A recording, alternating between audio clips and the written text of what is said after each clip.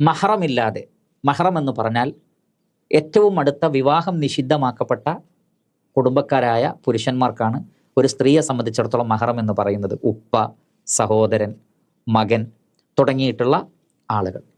ഇവരില്ലാതെ അന്യ പുരുഷന്മാരുടെ കൂടെ, അതല്ലെങ്കിൽ ആരുമില്ലാതെ മഹ്റം എന്ന് പറയുന്ന ആളുകളില്ലാതെയുള്ള ഒരു യാത്ര അവർക്ക് പാടുണ്ടോ, ഹജ്ജിനും ഉംറക്കും പോകാൻ പാടുണ്ടോ എന്നാണ് ചോദ്യം. വളരെ കൃത്യമായി നബി സല്ലല്ലാഹു അലൈഹി വസല്ലം ആ വിഷയത്തിൽ മറുപടി നൽകിയിട്ടുണ്ട്. മാത്രമല്ല അത് ഹജ്ജിനും ഉംറക്കും ഉള്ള യാത്രയല്ല, എല്ലാ യാത്രകളും മഹ്റമില്ലാതെ സ്ത്രീകൾക്ക് പാടില്ലാത്തതാണ്. ഇമാം ബുഖാരി ഉദ്ധരിക്കുന്ന ഹദീസിൽ നമുക്ക് കാണാൻ സാധിക്കും, നബി സല്ലല്ലാഹു അലൈഹി വസല്ലം പറയുകയാണ്, ലാ തുസാഫിരിൽ മർഅ ഇല്ലാ മഅ ദി മഹ്റമിൻ. ഒരു മഹ്റമിൻ്റെ കൂടെയല്ലാതെ ഒരു സ്ത്രീ യാത്ര ചെയ്യാൻ പാടില്ല. ഒരു സ്ത്രീ മഹ്റമിൻ്റെ കൂടെയല്ലാതെ യാത്ര ചെയ്യാൻ പാടില്ല. അപ്പോൾ ഇത് മൊത്തത്തിലാണ് 80 കിലോമീറ്ററിലധികമുള്ള, അതിനാണ് യാത്ര എന്ന് പറയുന്നത്. അത്രയും ദൈർഘ്യമേറിയ ഒരു യാത്ര ഒരു സ്ത്രീ മഹ്റമില്ലാതെ പോകാൻ പാടില്ല. അപ്പോൾ ഇതെല്ലാ യാത്രക്കും ബാധകമാണ്. ഇത് കേട്ടപ്പോഴാണ് ഒരു സഹാബി എഴുന്നേറ്റ് നിന്നു. നമ്മുടെ വിഷയവുമായി ബന്ധപ്പെട്ട കാര്യം തന്നെയാണത്. ആ സഹാബി എഴുന്നേറ്റ് നിന്നിട്ട് പറഞ്ഞു, അള്ളാഹുവിൻ്റെ റസൂലെ, എൻ്റെ ഭാര്യ ഖറജത് ഹാജ്ജത്തൻ, ഹജ്ജിന് വേണ്ടി പുറപ്പെട്ടിരിക്കുന്നു എന്നാണ്. ഒരു റിവായത്തിലുള്ളത് അവൾ ഹജ്ജ് ഉദ്ദേശിക്കുന്നു, മറ്റൊരു റിവായത്തിലുള്ളത് അവൾ ഹജ്ജിന് വേണ്ടി പുറപ്പെട്ടിരിക്കുന്നു.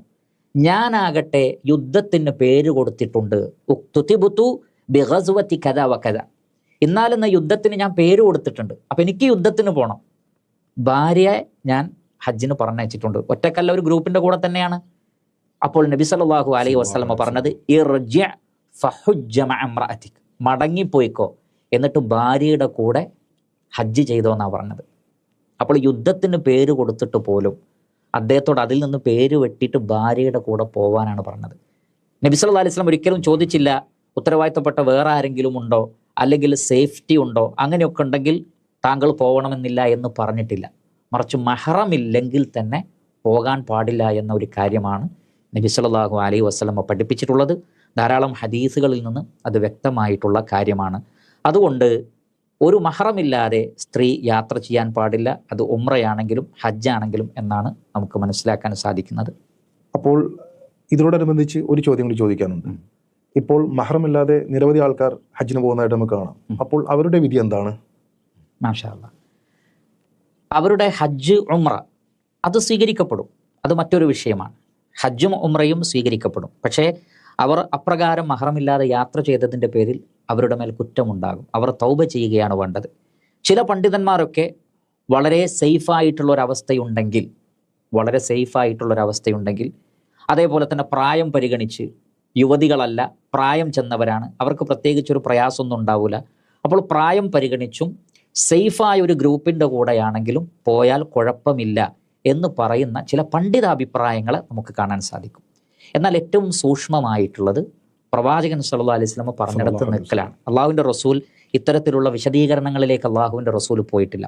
മാത്രമല്ല നമുക്കൊക്കെ അറിയാം, മഹ്റമില്ലാതെ അങ്ങനെ യാത്ര ചെയ്യുമ്പോൾ ഒരു സ്ത്രീക്ക് പല നിലക്കുമുള്ള ബുദ്ധിമുട്ടുകൾ യാത്രയിൽ ഉണ്ടാകാം. പ്രത്യേകിച്ച് ഹജ്ജ് പോലെ ഉംറ പോലെയുള്ള യാത്രയിൽ ധാരാളം അന്യപുരുഷന്മാരായ ആളുകളുള്ള സന്ദർഭങ്ങളുണ്ട്.